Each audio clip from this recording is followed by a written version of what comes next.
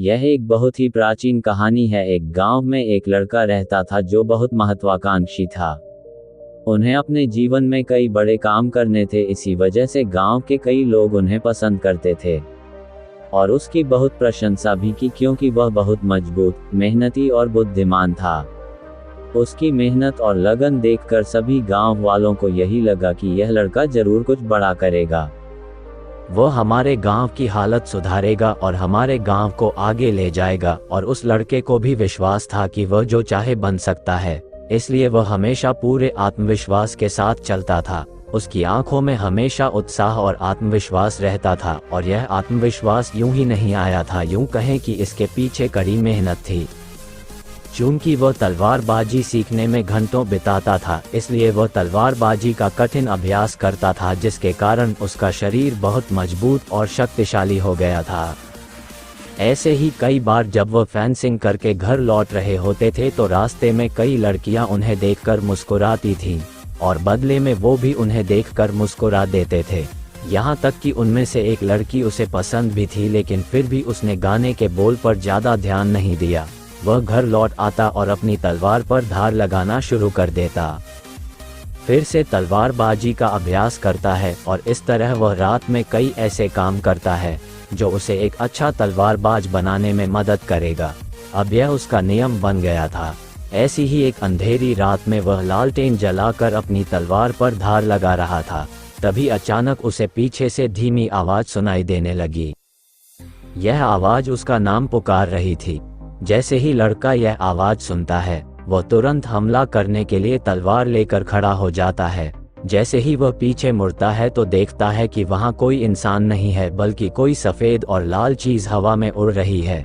ये सफेद और लाल रंग की उड़ने वाली चीज एक आत्मा है, जिसे आप भूत भी कह सकते हैं। यह आत्मा दिखने में बहुत अजीब थी, क्योंकि वह न तो महिला की तरह दिखती थी और न ही पुरुष की तरह, न खुश न उदास। वह बहुत ही अजीब सी भाव भंगिमा के साथ हवा में उड़ रही थी।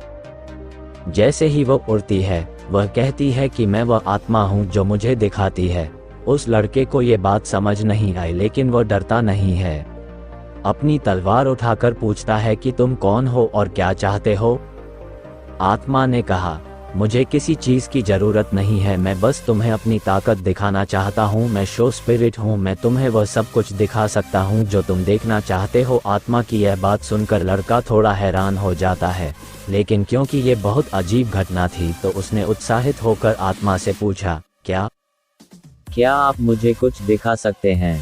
तो आप मुझे इस दुनिया की सबसे महंगी तलवार दिखाए जो सोने और हीरे जवाहरातों से बनी है।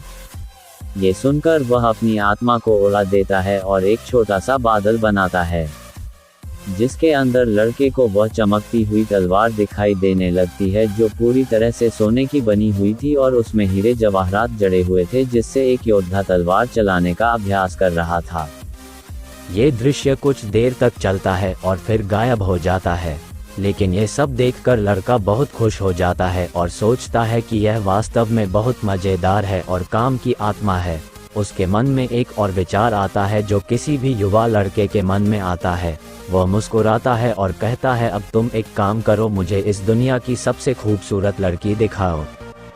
जैसे ही वह ये कहता है, उसके सामने एक बादल बन जाता है, जिसके अंदर एक बेहद खूबसूरत लड़की दिखाई देती है, उतना ही खूबसूरत जितना उसने आज तक सपनों में देखा है।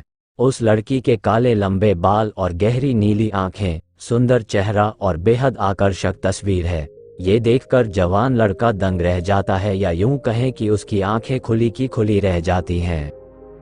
वह अगले कुछ मिनटों तक उस लड़के को देखता रहता है, फिर अचानक वह तस्वीर और वह बादल उसकी आंखों के सामने से गायब हो जाते हैं, जिससे उस लड़के को बहुत बुरा लगता है। थोड़ी देर बाद लड़के को होश आता है। वह उस आत्मा से कहता है कि तुम एक काम करो, तुम मुझे दुनिया का सबसे ताकतवर योद्धा दिखाओ। ये सुनकर वह आत्मा फिर से एक बादल बन जाती है, जिस पर एक बहुत शक्तिशाली योद्धा का चित्र था। वह बहुत लंबा, चौड़ा, शक्तिशाली और खतरनाक लग रहा था, जो एक एक करके सभी अन्य योद्धाओं को मार रहा था।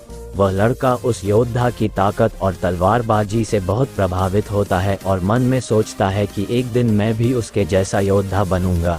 अब ये सब चीजें देखने के बाद लड़का उस आत्मा से कहता है, बहुत हो गया, मैंने बहुत कुछ देखा है, अब आप यहाँ से जा सकते हैं। इतना कहने के बाद लड़का वापस अपनी तलवार की धार तेज करने में लग जाता है और अपने काम पर वापस चला जाता है। और आत्मा लड़के की बात के जवाब में बोलती है, ठीक है, अब अगर तुम्हें कुछ नहीं देखना है तो मैं तुम्हारा घर छोड़ रहा हूँ, लेकिन अगर तुम्हें कभी कुछ देखने का मन हो तो पीछे जंगल में आ जाना। मैं तुम्हें वहाँ वो सारी चीजें दिखाऊंगा जो तुम देखना चाहोगे। आत्मा की इस बात पर वह नवयुवक बालक अधिक ध्यान नहीं देता और अपनी तलवार की धार तेज करने में ही लगा रहता है। अब जैसे जैसे हफ्ते बीतते जाते हैं, समय समय पर लड़के को वो सारी बातें याद आती रहती हैं कि उसने देखा था। इसीलिए कई बार लड़का अपने घर के पीछे जंगल में चला जाता है, आत्मा को देखता है और घर वापस आ जाता है।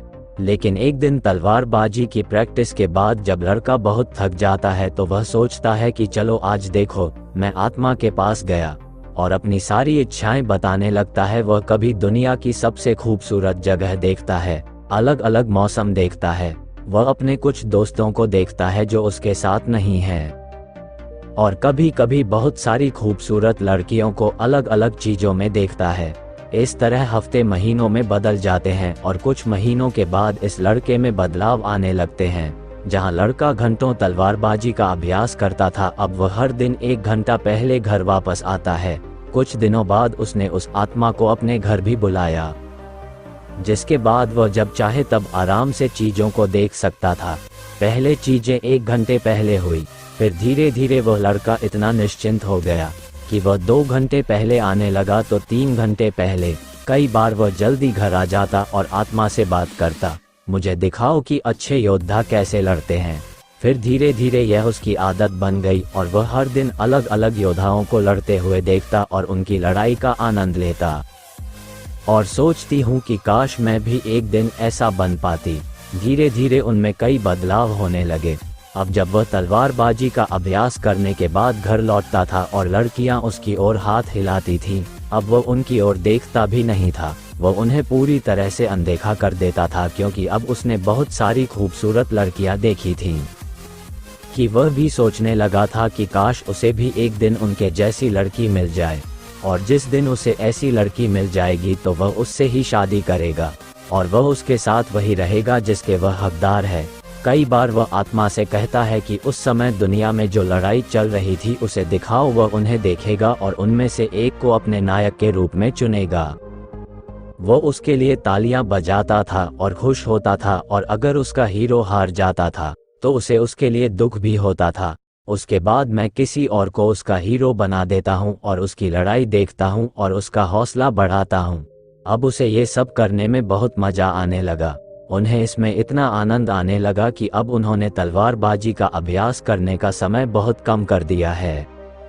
अब वह कभी कभी अपने घर आता और अपनी तलवार पर धार लगाता, और कुछ महीनों के बाद उसने धीरे धीरे अपनी तलवार पर धार लगाना छोड़ दिया।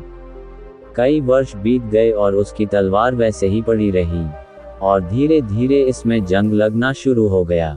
लेकिन उसे इससे कोई फर्क नहीं पड़ता था, क्योंकि वह आनंद ले रहा था। वह जब चाहे कुछ भी देख सकता था और खुश हो सकता था, क्योंकि जैसे जैसे समय बीतता गया ऐसा नहीं था कि यह सिर्फ मनोरंजन था। अब धीरे धीरे उसे अन्य महान योद्धाओं से ईर्ष्या होने लगी, क्योंकि वह उन्हें देखता है और स्वयं को देखता है।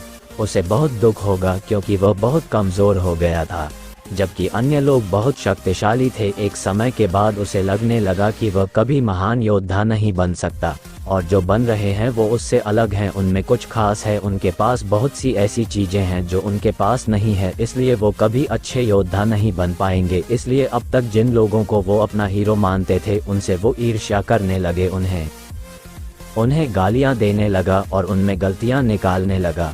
अगर वह कभी दौड़ने भी जाता तो अच्छे से नहीं दौड़ पाता। उसका शरीर बहुत भारी हो गया था और उसकी तलवार और ढाल का वजन भी भारी लगने लगा था। उनकी चपलता और तलवारबाजी कौशल भी कम होने लगे थे। ऐसे ही कुछ साल और बीत गए और लड़के ने अपने बड़े सपने देखना छोड़ दिया। अब वह योद्धा नहीं बनना चाहता था। अब वह उस आत्मा की मदद से बार बार कोई युद्ध देखता है और उनसे लड़ने की कोशिश करे, भले ही उसकी उम्र 30 वर्ष से अधिक हो। वह अकेला है, अपने जीवन से परेशान है, लक्ष्यहीन है और उसके जीवन में कुछ भी अच्छा नहीं है। एक रात वह अपने कमरे में बैठा हुआ था और जैसे ही रात के 12 बजे कोने में बैठी आत्मा अचानक जोर जोर से हंसने लगी। उस आदमी ने उसे देखा और चौंक गया। पिछले 10 सालों में आज तक आत्मा ने अपनी कोई भी भावना व्यक्त नहीं की थी। वह बस एक गुलाम की तरह चुपचाप उसकी हर बात मान रही थी, लेकिन आज वह हंस रही थी और आज 10 साल बाद उसने कुछ ऐसा कहा जिसे सुनकर वह आदमी एकदम सन्न रह गया। आत्मा ने कहा, अब मेरा यहाँ का काम समाप्त हो गया।